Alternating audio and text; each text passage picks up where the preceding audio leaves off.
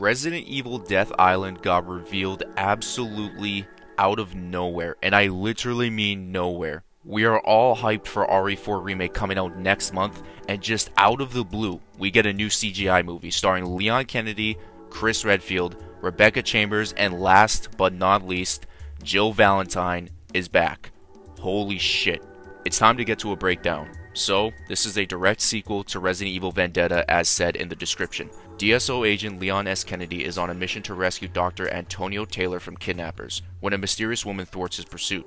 Meanwhile, BSAA agent Chris Redfield is investigating a zombie outbreak in San Francisco, where the cause of the infection cannot be identified. The only thing the victims have in common is that they all visited Alcatraz Island recently.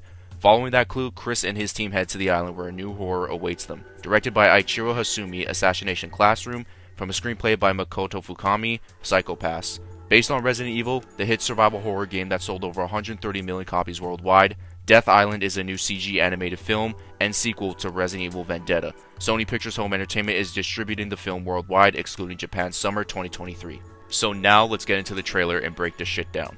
So the first, let's say, 10 seconds is showcasing the characters that we have in this movie, which are Leon, Rebecca, and Chris. And Chris seems to be on vacation, and on their way to Alcatraz, we see a big-ass shark, and it looks like water lickers, maybe, that are returning, and zombies are back, so zombies are here. I think this could be something involving the A virus once again, but there is one specific screenshot that I want to talk to you guys about, and it's this one. This dark figure clearly looks like Maria Gomez. We saw in Resident Evil Vendetta at the end of, she was teasing a possible redemption arc towards the BSAA, whether if it was Chris or Leon, and this is clearly the same outfit she is wearing in Resident Evil Vendetta, so 100% the main villain of this movie is Maria Gomez. Seeing a lot of these underwater monsters are giving me huge vibes to Resident Evil Revelations 1. But last but not least, Resident Evil Death Island. I mean, wow. This is going to bring some sort of questions about Jill. A lot of people are speculating if this is going to be some sort of flashback thing involving Jill, whether if it's, taking place in 1998, because they're using the same face model and arguably the same outfit as Jill in RE3 Remake. So it does make sense, but I truly do believe that she is 100% back with Chris, and finally she might be able to meet Leon, because, I mean, I just have good faith.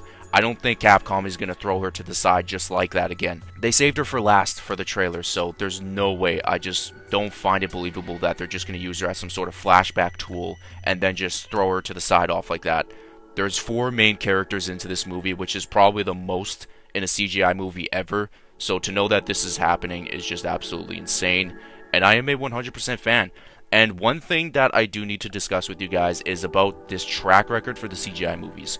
Every single 4 or 5 years we ended up getting a project, but for some reason it's now 2 years, because 2021 was Infinite Darkness, and now 2 years later we get this.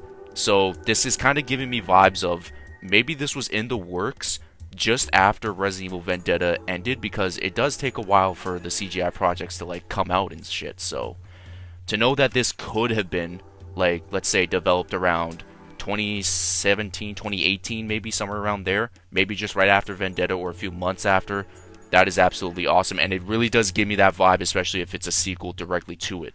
By the way, let me just throw that if word out of the equation, because the sequel to Vendetta is 100% confirmed. So for my overall thoughts on just this 30-second trailer, I hope they don't use Jill as this flashback tool. I think she is officially back, and I 100% know it.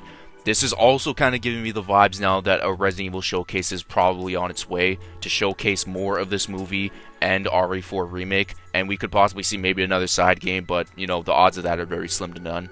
I really hope that Leon's character is 1,000 times better than to what we had in Vendetta, because he was at his absolute worst, so hopefully it can get better, because it should only be up from here from how bad it got. Chris looks perfectly fine. I would really like to see Kevin Dorman, the voice actor for him in Vendetta, to reprise his role, especially if this is a sequel. Hey, maybe Matt Mercer could be voice acting Leon in this, but I think that's slim to none now because, the union and non-union thing, so there is a huge chance this is more Nick Apostolides than Matthew Mercer. I'm excited for Jill to come back. I don't think they're throwing her to the side. I'm still waiting to see on how Rebecca looks. It's probably the same model as Vendetta and maybe the same voice actor. They're also using the Infinite Darkness model for Leon, which looks very, very good, to be completely honest with you, giving me a little bit of shades of Vendetta.